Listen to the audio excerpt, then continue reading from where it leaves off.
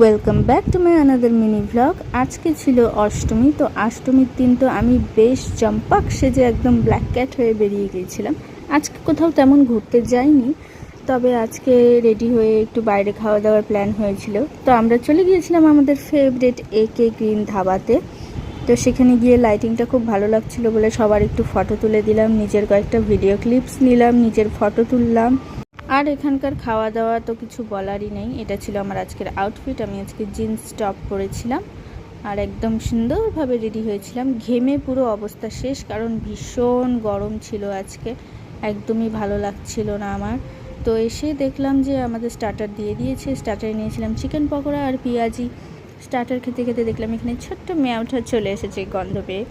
তো starter complete করার সাথে সাথে আমাদের মেন কোর্স দিয়ে দিল। মেন কোর্সে ছিল কুলচা, গার্লিক বাটার নান, সাথে তড়কা, চানা মশলা আর মিক্স ভেজ। তো এগুলো দিয়ে সুন্দরভাবে পেট পুজো করে আমরা বেরিয়ে গেলাম এখান থেকে।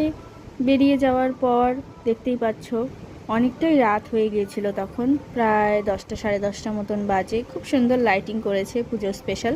সবসময় লাইটিং থাকে, তবে এই সময়টা একটু বেশি সুন্দর করে সাজিয়ে দেয় এরা।